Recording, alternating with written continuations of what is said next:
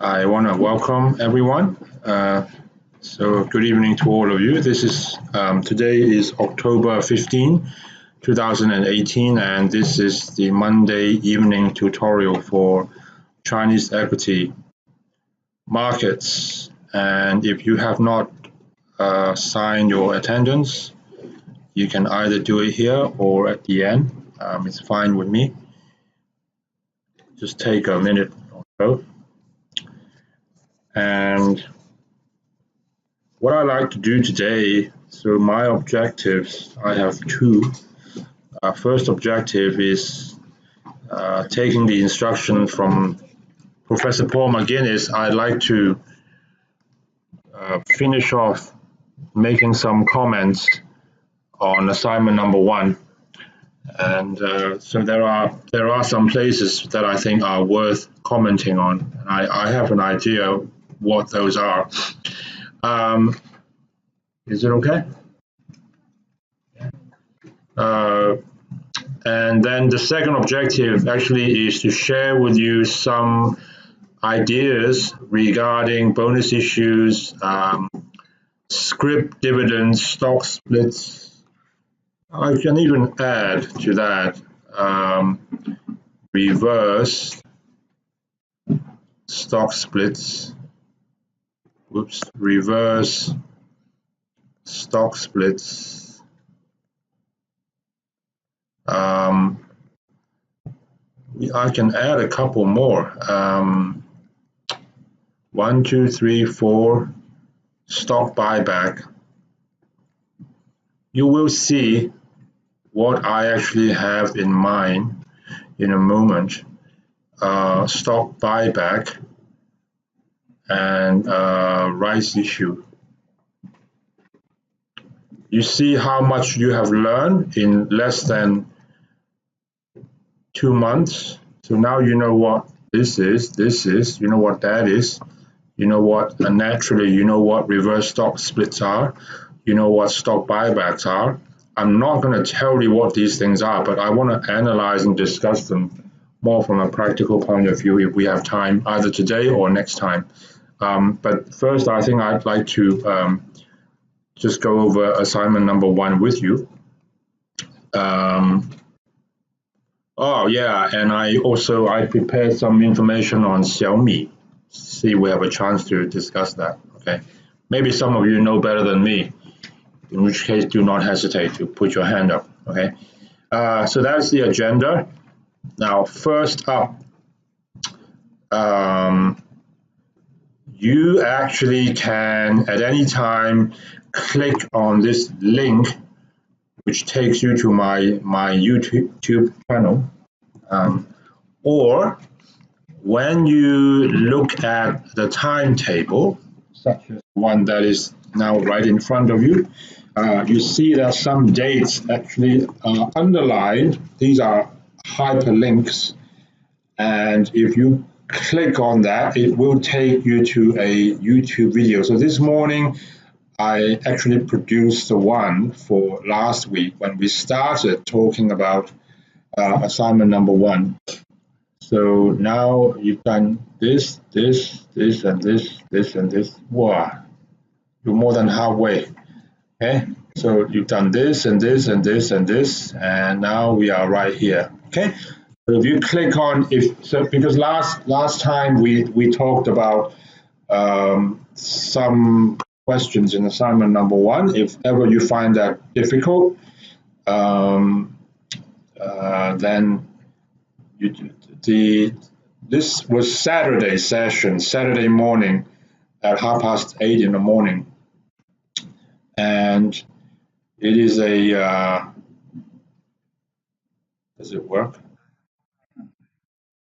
All right, I have not connected the speakers.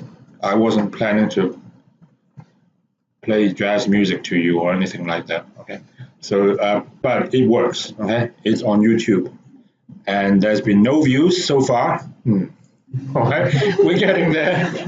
Never mind. Well, there's one view, my own view. Okay, but have a look, especially when it gets closer to your final exam. You will find this enormously helpful. Okay, that doesn't worry me. I don't. My life it doesn't revolve around views or how many likes there are in Facebook. That's a losing game, I think. Okay, I forget it. Okay, I'm light in my at home and my family. That's enough. All right, housekeeping now. I owe you kind of an apology. I did actually warn you last time. Next week, unfortunately, I can't be here in the evening. I told you last week, I think. Yeah, I was kind of threatening to change the time, and I said next week I will confirm it. Okay, so next week is today. Next Monday, and I already squared this with Plato. He's aware of it. Okay, if you can't come for any reason, please just go to the alternate session, which is actually, as you know, always on a Saturday morning. It's a bit early, I know. Actually, the details are here. Okay, so T2. So this is T1. This is you guys. Okay, so next week, October 22nd, we will meet somewhat earlier. I booked a room already, which is WMY. At least you don't have to come all the way up to Upper Campus. 2 p.m. to 3:30 next Monday. Okay, and if you have difficulties, just let me know on that one. And in fact, what I'm going to do right now, right here, is I am going to send all of you in real time an email invitation for that tutorial right in front of your eyes. Okay, and this is how it works. It's already here. Okay, please note. So, dear classmates, please note next Monday's Chinese equity tutorial T1 is changed to 2 p.m. in the afternoon, WMY 402. Now, I do apologize for knocking you around. I have an important appointment in the. Oh shit. Hey, what happened? No signal? Okay, we'll fix that.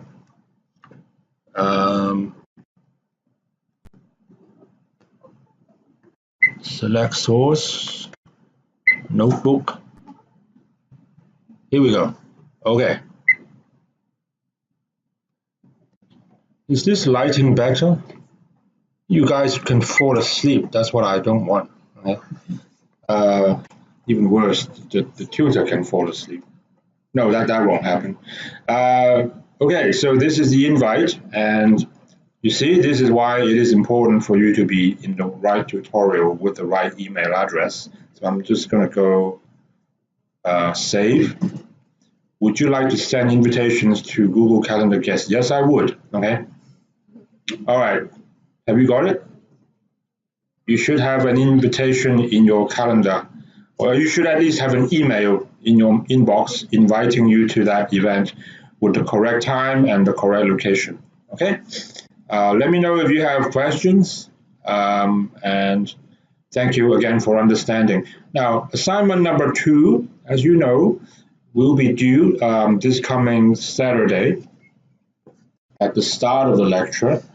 So we thank you again always for listening, paying attention to our instructions carefully. Hand it in at the start, please. Okay, not in the middle, not at the end.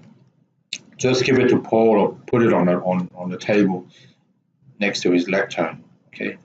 Now for today, allow me to then go to the assignment, and I want to take up some interesting points that have arisen from our discussions and some of your questions. Okay, so here's where we left off last time.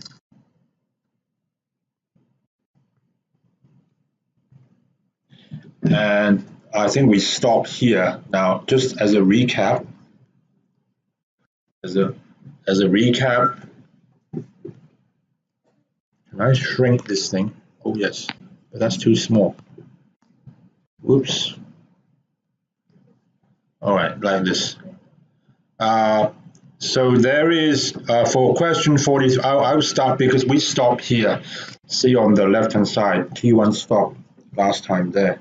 But just quickly for a recap, so in accordance with the split share reform, suppose state controlling investor. Now this question is a bit funny. The information comes to you in a different order.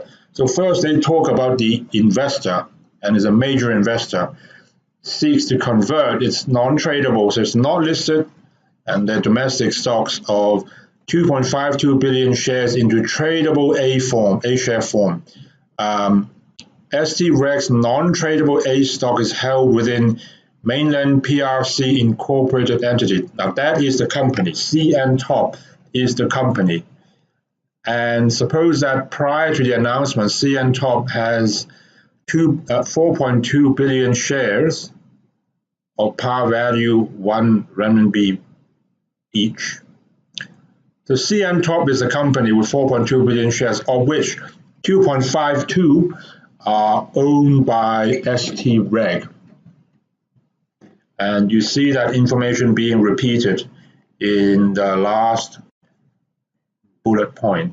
Okay, now this looks to me like, first of all, it is not an IPO question. You can't find the word IPO anywhere here. Okay, this is not an IPO question. This is a question of a company that has already listed, is up and running, it is listed, it is functioning, and there is a share structure which looks like the three bullet points. And when you add them up, first of all right, they come to they do come to 4.2 billion shares. Okay, so that's the first thing I noticed. The numbers they add up. And then CEM Tut has an ADR program, from which a program like our Master of Science program, okay, from which you can issue ADS. From our program, we don't issue, but we run courses, okay. So it's a similar idea. You have an umbrella program. Do you all know what an ADS? Do you know how that works? American Depository Risk. Do you know how it works? Do you know the origin, the history behind it? Yeah. I'll talk a bit more about that when we have time. If we don't, we will discuss this anyway in capital markets. I'll tell you a lot more about ADS in the future, okay? And if I forget, just remind me, okay? But we will discuss this in greater depth.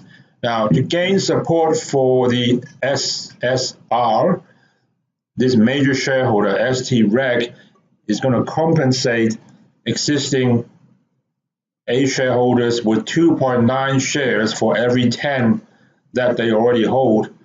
No compensation is offered to H shareholders. This looks like it's a pretty generous. This is actually, it's a gift, as I said to you last time. This is not just giving bonus shares instead of cash. This really is, okay. I also mentioned this near the end of last Saturday's tutorial, and there is a recording for that. But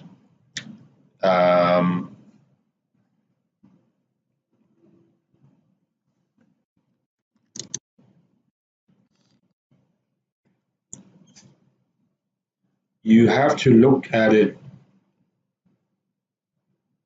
I guess, from a, okay, just as a reminder, okay, and I think this is an important distinction. We are now at the 15-minute. If what I'm about to say to you it's hard to understand, please try and go back when you are at home and review it. Okay, the 15-minute point, because I am about to tell you about. Okay, you remember this stock organization that we went through? Do you remember this just a few weeks ago? Yeah. Now this is when there is a bonus issue, and we were discussing, the accounting of it. This is from an accounting point of view, where you may have a company, and this is the equity, and you can kind of split it up into what's called, paid in capital, and that. And for me, that is largely an accounting concept. And then there's a share premium account. And when you start making profit, you just tip it into that account, and hopefully this account keeps growing and growing and growing. Okay. Now the point being here, okay, and if you remember this little document here regarding stock organization, and we have already discussed this, but when you issue a bonus share, what we are doing is we are taking some of this share premium, and instead of giving the premium, instead of giving the money to the shareholders, we just issue shares based on this. Okay, but the overall value, I think, to the shareholders, that doesn't change, because shareholders, they own everything. Whether you call it paid in capital or share premium, it belongs to them. Okay, so it's like taking money out from the left pocket and putting it in the right pocket. So that doesn't change anything. The subtle difference, so you are really just, before, paid in capital and share premium, they might look like this, and now you just reallocate a portion of it. So now share premium looks like this, but paid in capital would be the one on top. Okay, now that is when you have a bonus share as described by Paul here. Okay, you are capitalizing. Now, an important point to understand, I think, is that is not what is going on here. Okay, here, from my understanding, the A share people, they really are getting an increase in wealth for the reason being the shares were split into 3 classes. All right, what are they? They are the H. So forget about the H people, they don't get anything. There's the A, right? And then there is the non-tradable. Now these are not just letterboxes or labels like paid in capital and share premium belonging to ownership. They are not. They really are different classes of ownership. And what ST-Reg is doing is carving out part of it and giving it to the A guys. And say, okay, here you go. For every 10 shares, I give you another 2.9 shares. So as a result, the wealth of the A shareholders, they really will increase. You see the difference? It's a subtle difference, but an important one that you must understand. Okay? Is everyone okay with that? Okay, so I talk for about 5 minutes, from 15 to 20. Okay, so if it doesn't grab you now, you go home, and I think that's worth pointing out the difference in case you hadn't realized. Okay, so this looks to me like it's a gift. It really is. And we already did question A, where what's question A? The number of tradable A shares outstanding immediately after the stocks, the split share reform program. Now, there were 840, And now for every 1 share, you are going to get another 0.29. So if you multiply age 40 by 1.29, you get this number. Okay. I think for those questions where there is just a number answer and there's no working, it is worth me telling you where that comes from. Okay. Everyone is okay with that? All right. Now for B, part B, ST Reg's ownership after they give away some of their shares. Okay. Now, like I always like to say, you must be well aware of this by now. All of these problems are to do with numerator over denominator. So this is the total stocks. And sometimes this number goes up, sometimes it doesn't. It depends on whether in any IPO, whether there are new shares. If there are no new shares, the number stays the same, no matter what you do, okay? The top depends. If it's a major shareholder selling part of their shares, this number will go down. If it is an existing shareholder just trying to keep up on the ownership, it may even go sideways, okay? Sometimes they buy more, in which case it can go up, okay? But the questions are always like that, okay? It's actually kind of fun to look at these and then try and figure out, oh yeah, I got that one correct, okay? Now here, where does this 54.2, where does that come from? It is because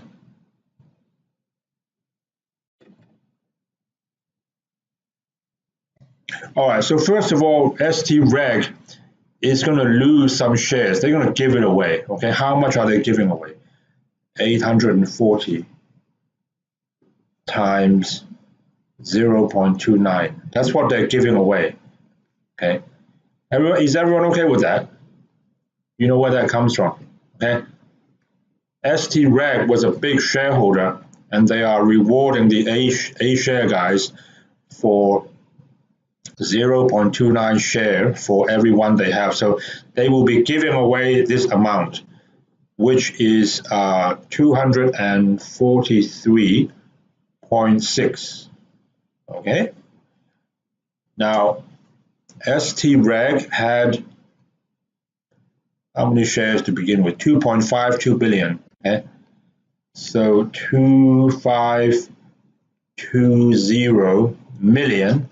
Now, how much have they lost? They lost this amount, 243.6. That's what they lost, okay? And has the total number of shares, has that changed? In other words, has the denominator changed? Yes or no? It's a yes or no answer. Has it changed? Who thinks it's changed? Who thinks it hasn't changed? Who doesn't understand the question? Huh? It hasn't changed. Of course it hasn't changed, okay? I'm testing if you guys are still awake or not. Okay. It has not changed, which is good. So, okay, that is still whatever it was, 4,200. Now, if you do this very simple sum, you would find that it is equal to 54.2. Okay? Is everyone okay with that? Yeah? And, okay, now let's go to the next one. The percentage ownership of all ADS investors immediately after the split share reform proposal becomes effective. Assume that 5 H shares underlie one ADS, and currently there are 50 million ADS outstanding. Okay, now what that means is there are 50 million ADS, and each of them is denominated by 5 H shares. So total, this will take up 250 million H shares.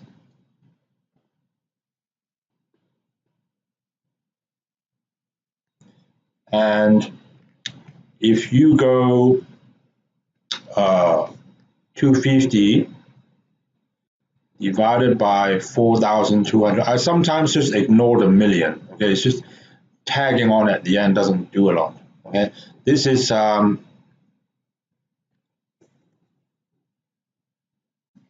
out.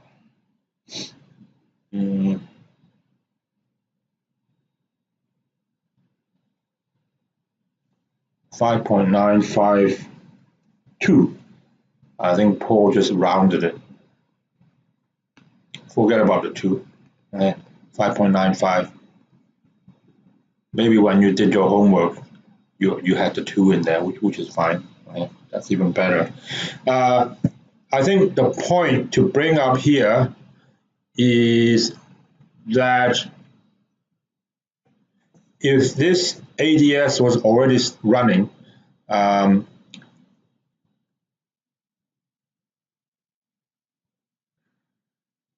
so it's asking what is the share ownership of all ADS people after the split share reform program. Well, my reading of this is whether it is before or after, it's the same number. Okay, so it doesn't matter whether it's happening because there's always been 50 million.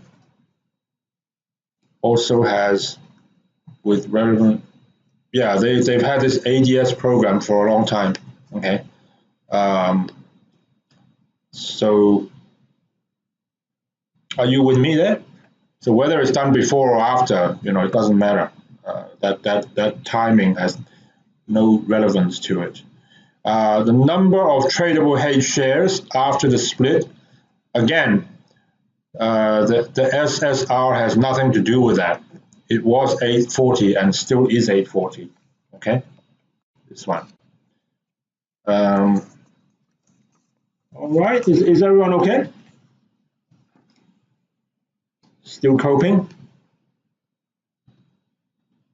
All right, actually, sometimes, not sometimes, you should always read the small print because they often contain important clues, or they might even give you the answer to some questions. So the compensation shares offered by ST-Reg are from its own shareholding CEM Tut. Shareholding in CEM Tut. Such compensation shares will be immediately converted into tradable A form on acceptance of the reform proposal. The remaining shares retained by ST-Reg are subject to a trading moratorium. Assume no issuer. Okay, this one, in this rather rare instance, it is not relevant to the answers. Okay. All right, now for 44, question 44, let's take a look at this. So you have a mainland Chinese incorporated entity, Sino-CMP, wants to list in Hong Kong via a global offer. So the IPO comprises primary offer. You see, this just repeats itself. You will see similar language in the final exam. I have no doubt. Okay, it offers primary offer 2,000 shares at a final offer price of $8 a share. Just prior to the global offer, it had 5,200, all of which are in A form tradable. Of that, 4,000 are held by state investor ST. The remaining are held by a large number of domestic, retail, institutional, and corporate investors. Of the 2,000, which are owned primary shares, 600 earmarked to a group of 15 cornerstone parties. I'm not sure the relevance of this. We'll find out. Each of the cornerstone parties has agreed to lock in the equity investment for 12 months. Okay, that's normal. Note that the global coordinator plans to borrow 300 million shares from the CPs out of this 600 million, okay, so as to generate an over allocation. Fine. In addition to the offering of 2 billion H shares, so these are primary offers, a further 200 million shares originally held by ST are to be converted from domestic tradable A form into H shares. It's a donation, kind of a donation to NSSF. Note that in this share reduction scheme, no funds are generated. Okay, it's just like me giving it to you. Okay, the company doesn't get anything. Okay, it's just who owns the company. Moreover, NSSF commits to retain the shares. Fine. Okay, so they're not going to sell. That part may or may not be relevant. Now, the percentage of equity retained by ST in Sinocom immediately after full greenshoe exercise. So first of all, again, the total number of shares, if you assume that the over allocation will be completely taken up, then this is the primary shares, and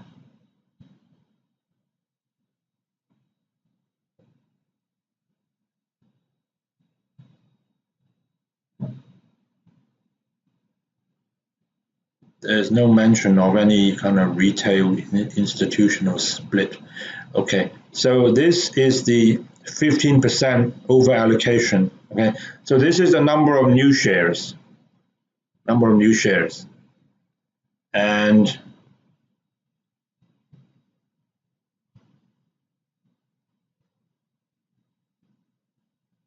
now here this small print is important. So in fact, it's giving you the answer. Now, ST originally had 4 billion. You can see that up here. 4 billion are held by state investor ST. They will donate 1/10 of their holdings as a result of the primary shares, and because there will be another 300 issued due to the over allocation, they would donate another small piece, which is also 10%. Okay. In fact, this is just a numerical translation of this paragraph here in small print. Okay, you can see that. So that's how this 50.27 is where it came from. Okay, so these are effectively, when you add them up, it's 10% of new shares. I mean, they tell you what ST is going to do anyway. Okay. So the total number of shares after the IPO will be 7,500. Please don't get that wrong, okay? Because then all your answers will be wrong. You can see that this comes up again here in the next question. It will keep popping up. So here, assume that the NSSF holds 104 million tradable A share. We didn't know how much they had from the question, okay? But they have 104, and they are going to get, so they had this, they are going to get another 200 as a donation.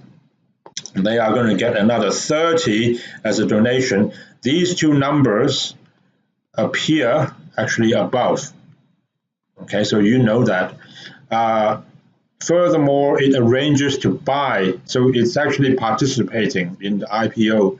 It's going to buy 40 million and then 6 million,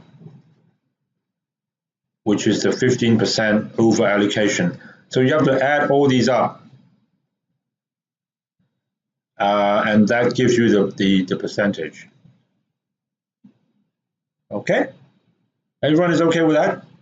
Yeah? This is just the state social security fund getting money from 4 different directions, okay? Or getting shares, as it were.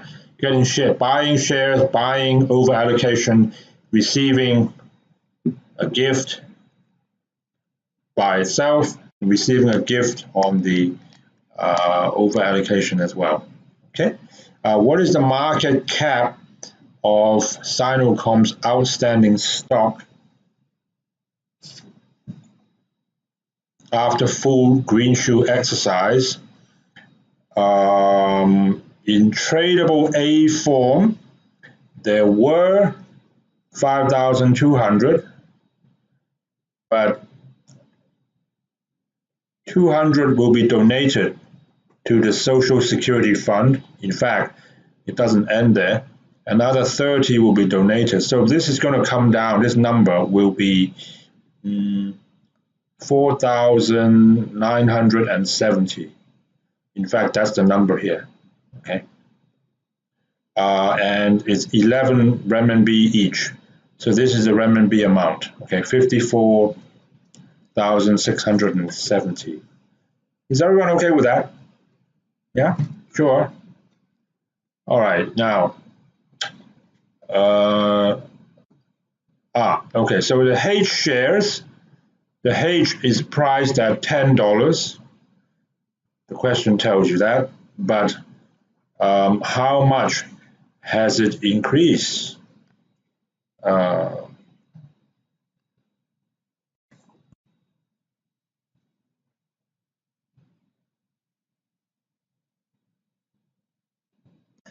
This is the primary shares. This is the over allocation, and we assume that it will all be taken up and issued. This is the gift to the Social Security Fund plus that 15% over allocation. Okay, so you add all this up, and then it comes to 25,300. So the total market cap, they must give you the exchange rate somewhere here. Okay, so you assume 1 renminbi is 1.14 Hong Kong dollars. Then you will get this answer. Okay, is everyone all right with that? Sure. These are not hard when you know how.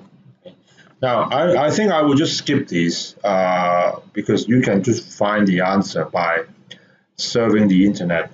You are much better than me doing that. Oh, I think you are. What I do want to do is, so all the fact-finding stuff, I'm not going to waste your time. Okay. I do want to just point out a few things with question 47. Just give you a minute to read that.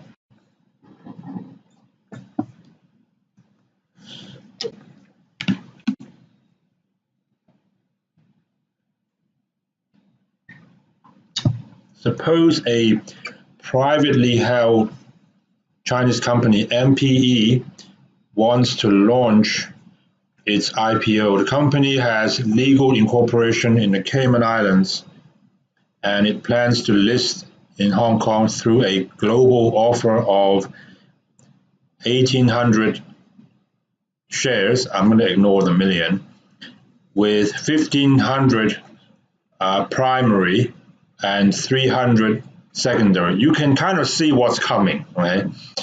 The vendor in the secondary offer is the controller, FDR.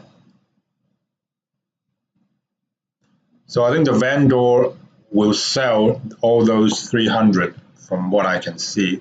Okay, of the total offer of 1,800, 180 will be assigned to the retail tranche, which is 10%.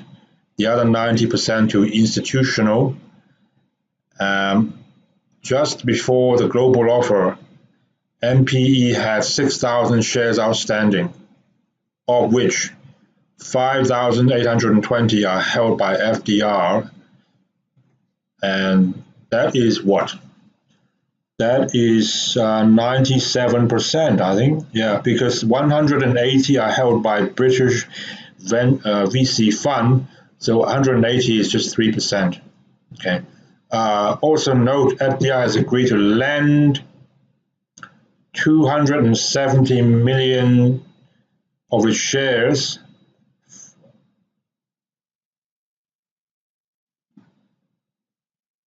Okay, my first reaction is why this, and it is lending this because the total global offer, primary and secondary shares, is 1,800. So what is 15% of this? You know, 10% is 180, right? So 15% has to be 270. So that's where this came from. Okay. So, but they're going to be lent by the major controller. Okay. But like I said to you many times, ladies and gentlemen, so you see from one question to another, sometimes when there are not enough shares to go around in some questions, you saw that the shares were borrowed from one of the cornerstone investors. You remember that, right? Sometimes they are lent by the existing shareholder. So like I've said to you 3,000 times, okay, there are major concepts and there are minor details. To me, where you borrow that shortfall is a minor technical or operational detail, but you should know it. You should understand what's going on, okay? You should understand operationally how the flows are working, but where the shares come from, okay, they come from somewhere, okay? You get my point? Yeah? Okay, so here, this is the way I think, okay, is this a major concept or is this a minor detail, okay? GC, so the global coordinator will over allocate.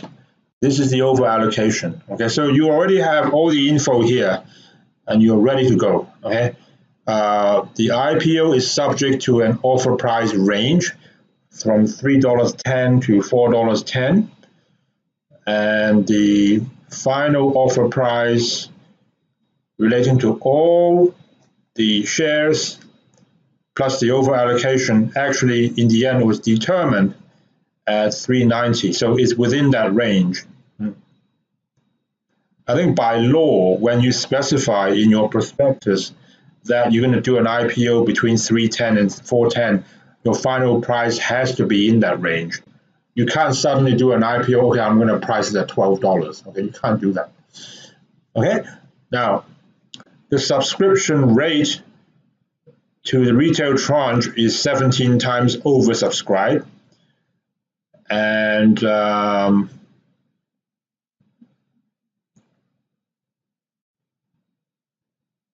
And then during the initial 2 weeks of trading, the iBank or the global coordinator actually bought back some shares at the market, from the market, sorry, at an average price of around $3.60. Now this is actually lower than the IPO price. That for me is a bit unusual, but let's say they do that, okay? The option grantor to the greenshoe is MPE.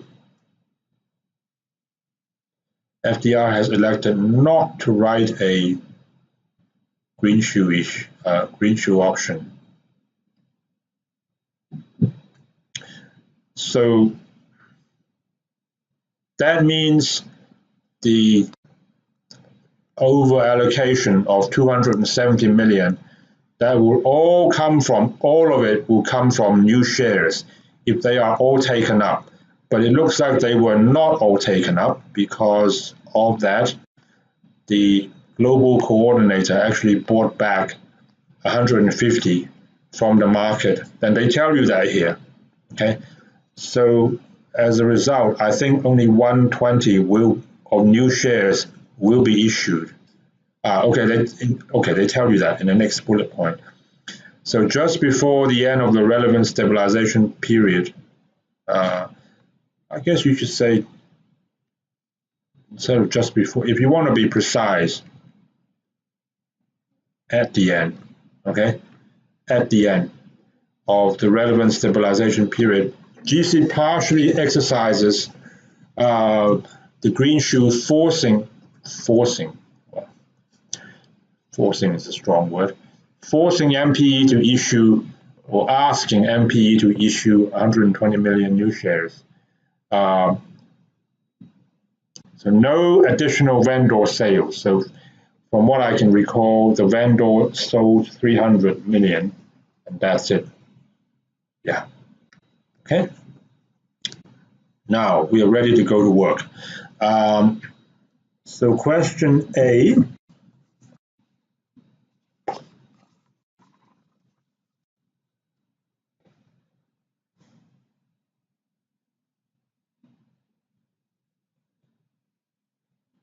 For the purpose of on-market stabilization, what is the maximum price that the global coordinator can pay? Well, the maximum price would be the IPO price, okay, which is $3.90.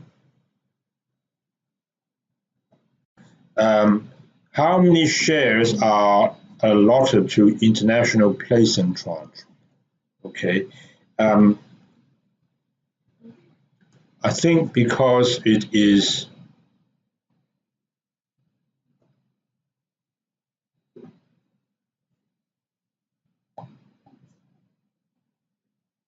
okay here. Now this is actually, guys and girls, this is a good point for me to completely clarify for you, okay, the sequence of events. So this is the 47 or 48 minute. I want to kind of explain to you, the over allocation. Now, first of all, originally, okay, 48 minute, if you want to make a note of that. Now, the total number of shares, total number of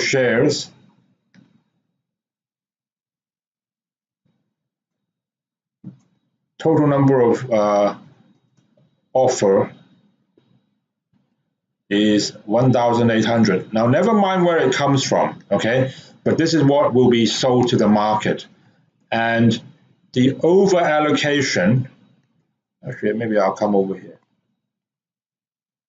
Because some of you were asking me, okay, I'll start a new page. So total number of shares offered. Now, could be primary, could be secondary, it doesn't matter. Now, total number of shares offered is 1,800, correct? As a result, the over allocation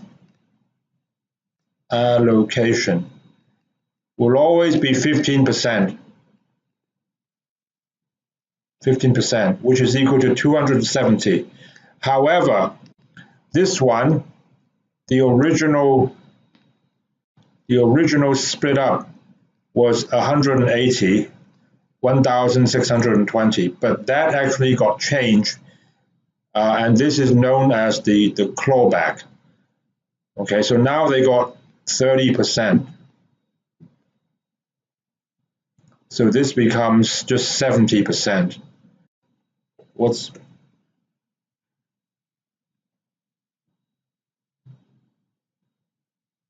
Okay, so as far as the institutional is concerned, it will be this one plus your institutional allocation after the clawback is determined, which is driven by the degree of oversubscription in the retail tranche. Is everyone okay with that? That is the sequence, okay? Be very, very clear, okay? So first, how much is on offer total, okay? Primary and secondary. And it is 1,800, as you know, okay? Doesn't matter where it comes from, okay? So this is what is in the prospectus. The prospectus also will mention there is a 15% over allocation.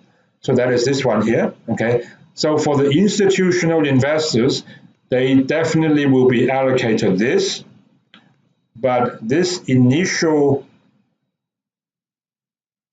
split is subject to clawback.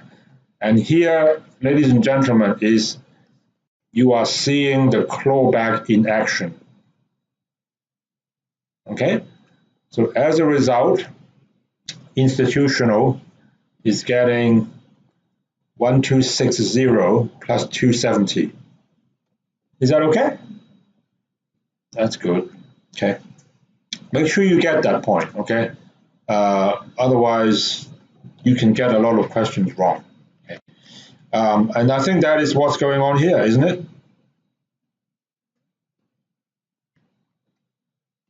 1,530. Is that what I had in my notes? If you add this and this, 1,260 plus 270, it's late in the day, but I can still add. Is that correct? Yeah. Cool.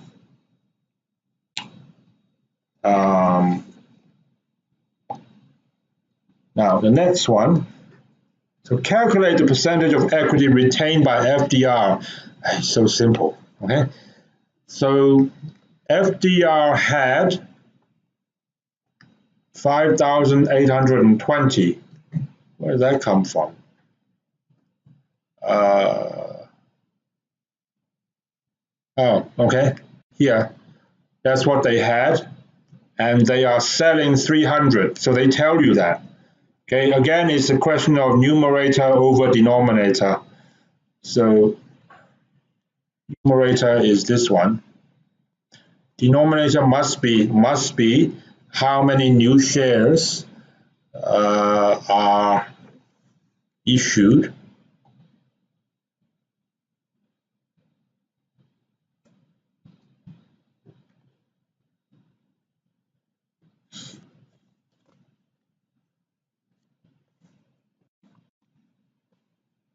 And we already had that number above, as you saw.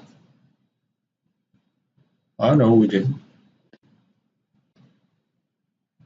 It's 6,000 old shares plus, yes. So 6,000 old shares plus 1,500 new shares, okay? Now, there was, and this point is important, there was going to be a total offer of 1,800 plus a 270 over allocation, but some of it was repurchased from market, repurchased. So the only part that is left that has to be issued is this part here, okay? That is why you got a funny looking number here. All right. Is everyone okay with that? Yeah.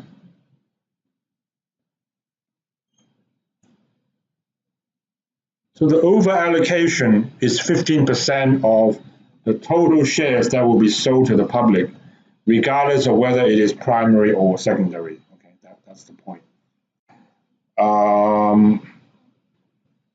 Calculate the amount of gross funding generated. Okay, so for MPE, the new funds will be the new shares that are issued times the share price at IPO, okay? And for FDR just sold 300, that's it. That's what FDR is going to get.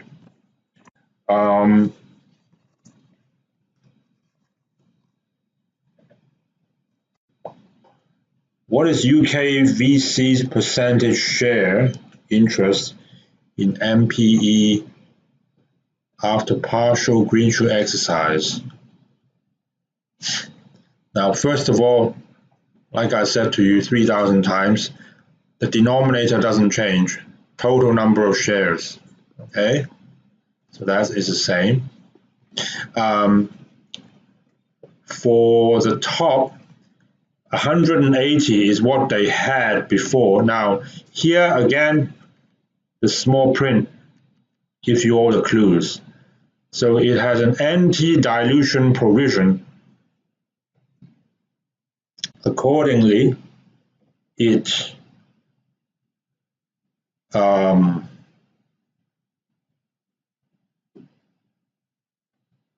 purchases 45 million shares in a global offer and 8.1 million shares from the over allocation of 270. Now, I'll tell you where, okay, so that already gives you the answer, but I'll tell you where the numbers come from. Originally, they had 180 divided by 6,000, right? This was before the IPO. So this is actually 3%. Yeah? Now, there will be 1,500 new shares, and then there will be 270 over allocation. What they are doing is they want 3% of this, and they want 3% of that.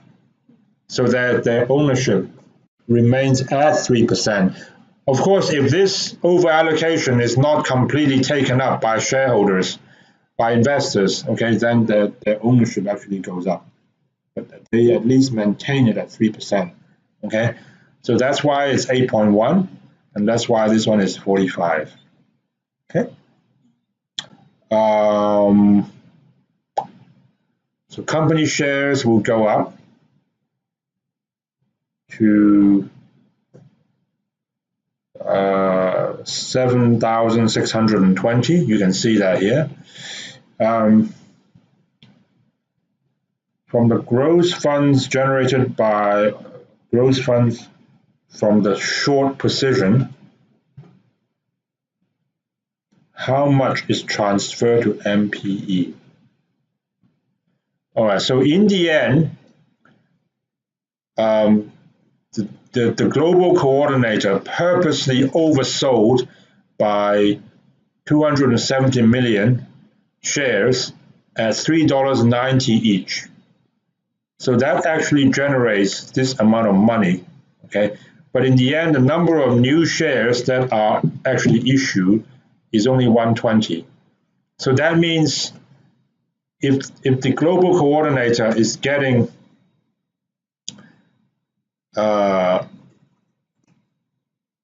this amount of shares, they must be returning this amount of funds, okay? If you want to break down, all right, it kind of looks something like this. This is the global coordinator, and this is the issuer, and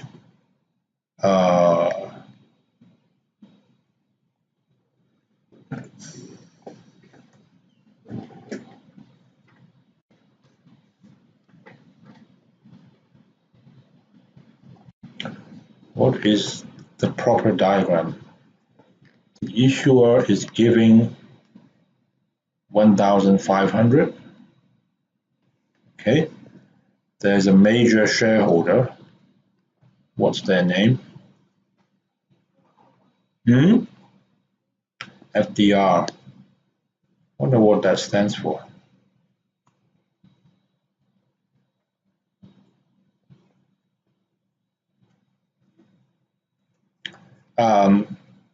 This is secondary, okay, and then out there you are So the GC is going to sell 1,800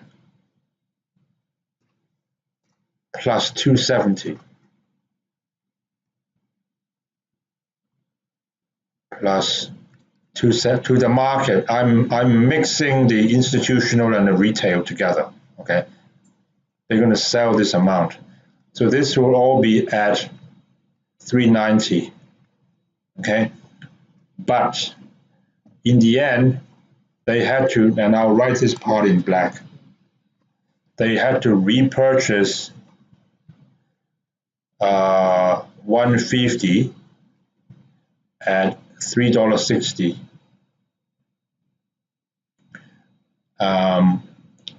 So that means they are still short by 120. So at a later date, the black bits are happening later. So the 120 has to be issued, and then GC will give them 120 at the IPO price. This is kind of the breakdown. Okay, is that correct? Yeah.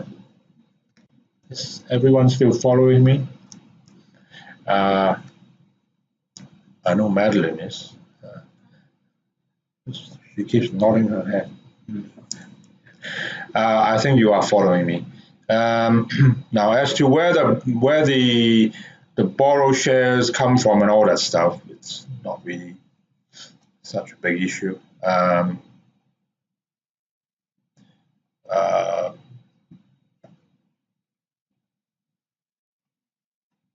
Yeah, and then I think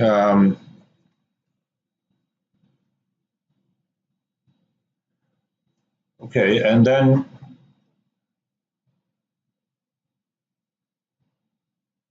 so this 120 times 390 is this one here. Okay, and then how much of the money is retained by GC?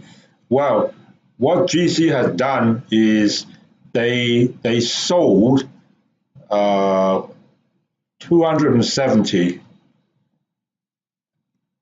This is the over allocation bit at 390, but actually only 120 of that is becomes a new issuance. The other 150 they bought back. They bought at market. This is almost like short selling. Okay, so you sold first. You sell high, you buy low, you end up actually making some money, and this is the amount of money they make. Okay. The other way to look at it is, okay, so you generate this amount of funds by overselling, but part of the money you have to give back to the issuer, 468. That comes from here, okay, and then you also bought back from the market 150 at 360. Okay, so any money that's left behind is for yours to keep. Okay, is everyone okay with that? I suspect, strictly speaking, if you are the global coordinator, you wouldn't actually wait until the price drops below the IPO to start supporting it. I don't think so. Okay, so you'd better, because by that time it may be too late, and you are not able to support, or if there is selling pressure, once it trades through the IPO price, you can get a lot of selling pressure. Okay.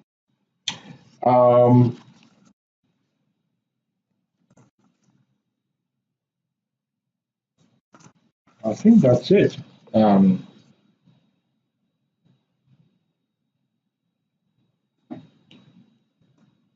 Okay, I want to go through one more. So as of the close in the stabilization period, assume a secondary market price for stocks at $4. What is the market cap? Well, that's an easy one. So again, you see the importance of understanding or knowing the total number of shares. Multiply that by the share price. you get the market cap. Is everyone okay with that? Very good exercise for, I think if ever you want to become a CFO, you know what a CFO is? Don't laugh. They're sometimes called financial controller. Now, this is not the major shareholder, okay? A financial controller is the same as a CFO. What is a CFO? Chief Financial Officer. Sometimes the old-fashioned way is just to call them a treasurer. Yeah, thank you. So when you work for a conglomerate, this is the kind of thing you think about all day, every day.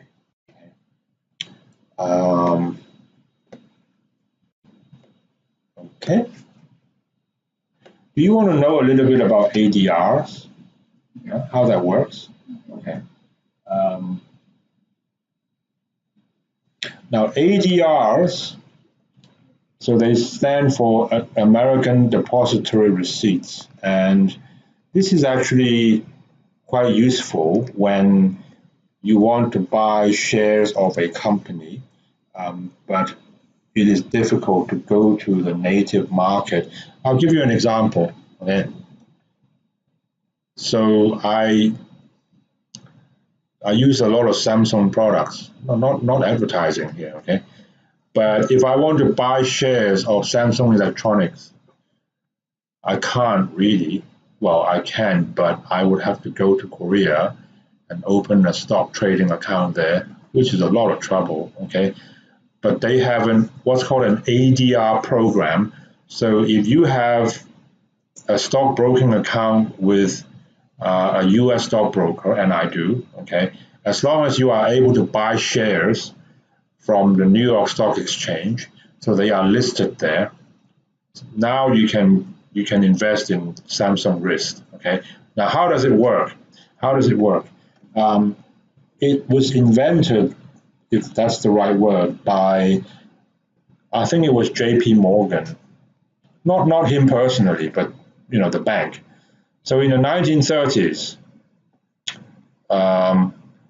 there was this company, which was in the UK, called Selfridges. I don't know how many of you have been to London. Now, Selfridges is kind of like a classy department store. Oh, Selfridges, yes, okay, very high class. And this was in the UK, and they were doing well. And then American investors were interested to buy some shares, but they can't. Okay, you have to remember this was 100 years ago. So JP thought of a way, and JP was thinking, okay, how about, so we meaning JP, so we are in New York, we are in London, okay, so we buy the shares of Selfridges, and they really do. We buy the shares, so maybe 10, every 10 shares, okay, doesn't have to be 10, but let's just say 10. Every 10 shares, or maybe 100, okay? So we buy 100 shares, and then we sell you, let's say, one ADR, okay? So ADR is an artificial security. It's a kind of repackaging. And I don't know if you are taking JP Morgan risk or not, but so that's what you do. So they would physically, they buy the shares from the United Kingdom, and they will repackage them, and they issue an ADR certificate to US investors, and you will be holding. Now, of course, another thing to remember is that the UK shares will be priced in pounds, but when you trade these ADRs, they will be converted to US dollars. So if you are a US investor, you are actually taking two risks. The risk of ADR, the risk of Selfridges share price, and the currency risk. So if either of them moves a lot, okay, they can both, either of them can hurt you. Is that okay? Who's been to London from here? Anybody? I'll show you Selfridges. Selfridge. Oh, there's one in Hong Kong. Okay, I didn't know that. Department store, London. It's kind of, Selfridges, Oxford Street. Wow, look at that. Is there a picture? Booking.com. You must be joking.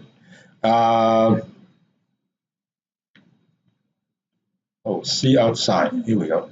See our store. Look at that. Okay. So that's anyway, that's how it started. Okay. So in this particular question, going back, so I'm going to try and relate that to you now. If there's a company, where is it?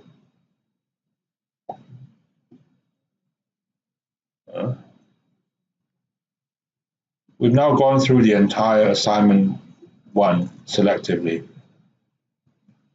I can't find that ADR thing. Was it before? Oh yeah. Okay, so if they have an ADR program, it just means whoever is responsible for, and it doesn't have to be JP Morgan, okay? Somebody will organize to buy the shares, the H shares, mind you, the H shares of CEM Tut, the company, and then turn around, repackage ADR certificates or ADS certificates and sell them to investors who go to the New York stock market. Okay. By the way, it's not only ADRs, there are other DRs. There are, I think in Hong Kong, we even have HDRs, Hong Kong, but it's not as popular. Hong Kong depository receipts. There's a thing called GDR. It's not really global. I think it's mostly the European stock markets. GDR maybe in London and then Frankfurt. So multiple locations. Okay, so different ways to play this. All right.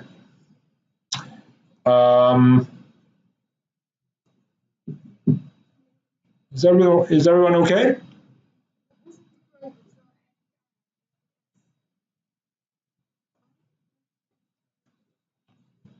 The difference between, okay, you mean the ADR program? And the ADS. The ADR is the program itself. So what you do is you set up a program, and from that program, from time to time, you can issue ADS. So maybe today you set up a program, and under the program, you're going to issue 10 million ADS. But if there's more demand, so let's say 1 year later, there's more demand, okay, you buy more shares and you issue more ADS again, okay? But it's still under the same program. All right. Now, I actually prepared some slides here, but I don't think we can go through all of them. But let's see. Now, I want to just compare bonus shares versus stock splits. Okay, so you already know what bonus shares are, I hope. Okay. That is, okay, you know what a stock split is. Stock split is so simple. So bonus shares, what is it? And I think, and why? I think, yeah, and why, yes. What is it and why? So bonus shares, What is it and why? So when a company decides to give new shares to all existing shareholders on a pro rata basis, they issue bonus shares. And a 10 for 1, for instance. So if you are a shareholder and you have 100 shares of a company, they give you another 10 free. Well, it's not free, but the number of shares increase, so the share price has to go down. Okay. Sometimes, okay, so please read this. Shares are given in the form of what's called a scrip dividend without a T, okay, SCRIP. This means instead of getting a dividend, shareholders can, if they want, to get some new shares, and they will tell you, how if either you get dividend and how much, or you can receive shares instead. And if you are the investor, it's up to you. You have a choice. Okay. Now, why do they do that? I think this can be a signal that the company is doing well. So be aware that sometimes instead of giving you a cash dividend, okay, they can give you a choice. Okay, you can either receive cash or you can receive new shares. That's one form. Okay, but a company can just give you bonus shares for no reason at all except to say, okay, we're doing well, so here's a gift for you. Take it away and enjoy. So they can do that too. So to give you an example, okay. So here is Porsche celebrating its best year in history. This was last year, by giving every single employee a bonus. Now this really is a bonus, but the thing is, you got to remember. So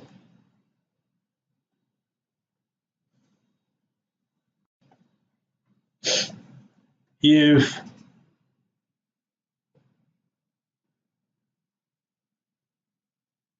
let's say a company has 1 billion shares, okay,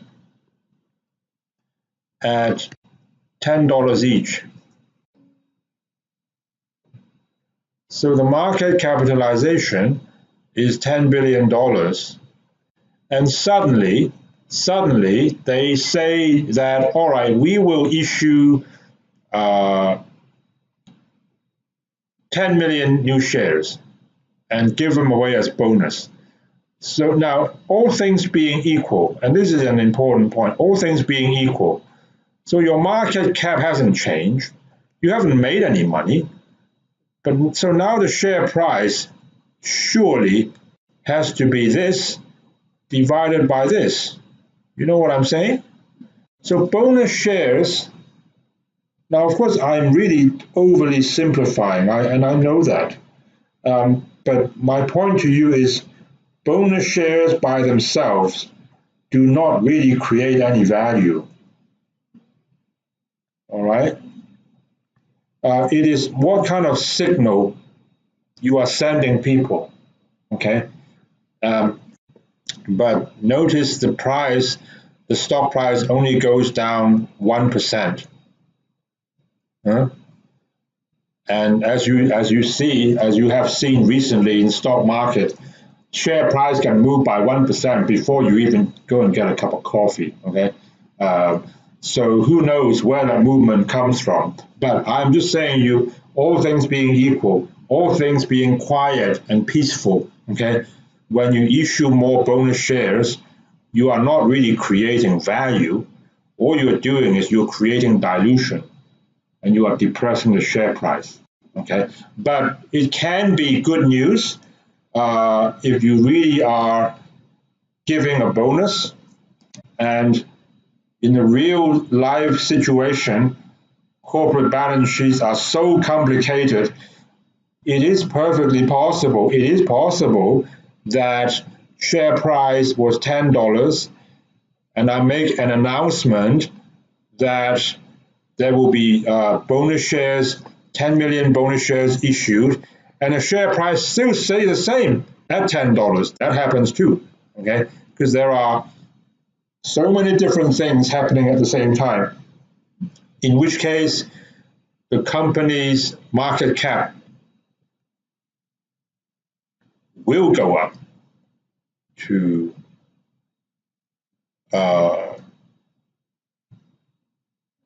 $10.1 billion, okay? So that's something to remember. Now, so I think bonus shares normally is in the form of,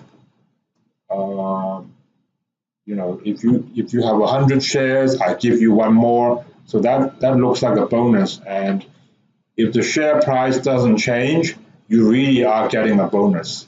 Okay, I'll show you a counter example. Okay.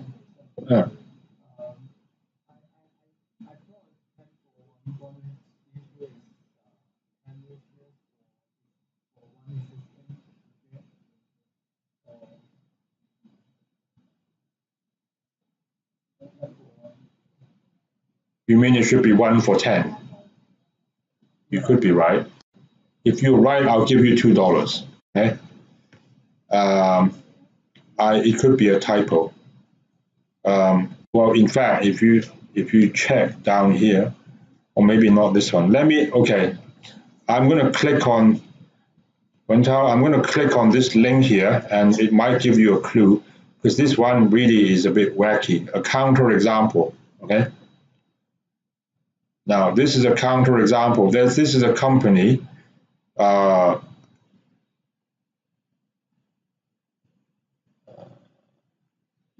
Actually, it's not in English. They just put 3 and then :1. Does that mean 3 for 1? Now, this example, what am I showing you here? This is an Indian company, not really very well known, but don't worry about that. So they are giving you 3 shares for everyone they own, for everyone you own, and they call it a bonus. And I'm thinking, oh yeah? Or are you just trying to issue more new shares and you call it a bonus? I think you're right. So 3 for 1 means you get 3 new ones for every one old one. So this one here, you are saying it should be 1 for 10, right? Yeah. Thank you. Does everyone get that? Where for every 10, yeah. So 1 for 10. Now, but my point to you is, I know a bonus issue. I can smell it when I see it. This, to me, doesn't look like the kind of bonus issue that I understand. Okay? I have 1 share.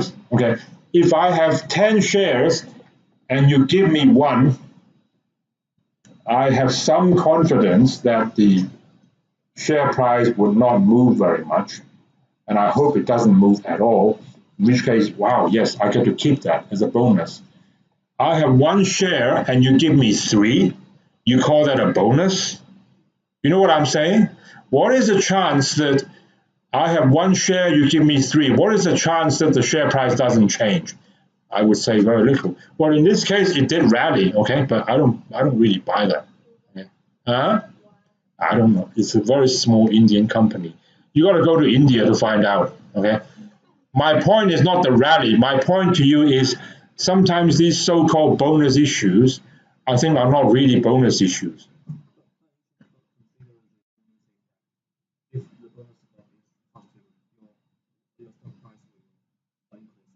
Hmm. If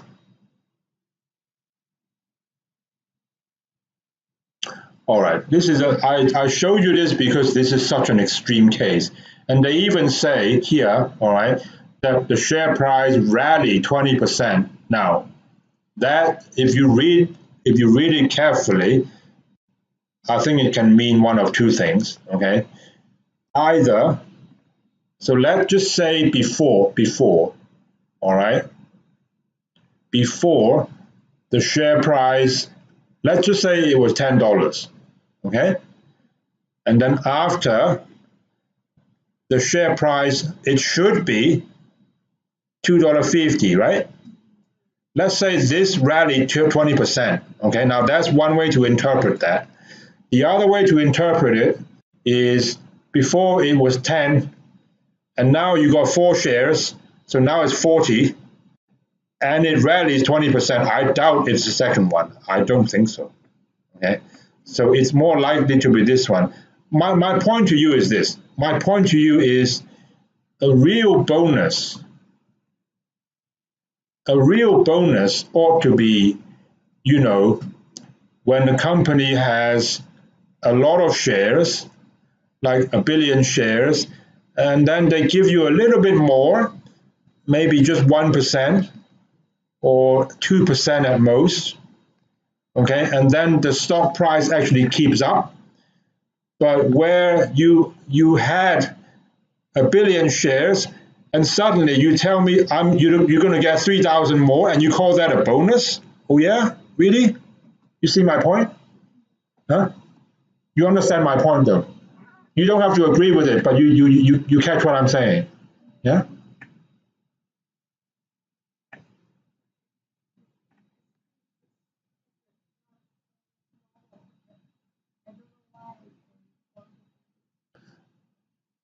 One possibility is they actually want to do a stock split, but for some taxation or valuation or accounting reason, maybe they decide not to. And there's a bonus issue. You know, for one share you get another 3. Yeah, come on, who are you kidding? You catch my point? Yeah. Like I said, you have to go to India to find out. But I'm just showing you an extreme example that this is a bonus issue that doesn't really look to me like a bonus issue. That's my point. You catch me? Yeah?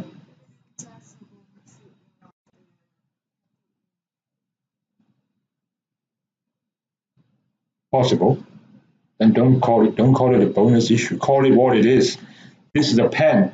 Call a pen, okay? Not a,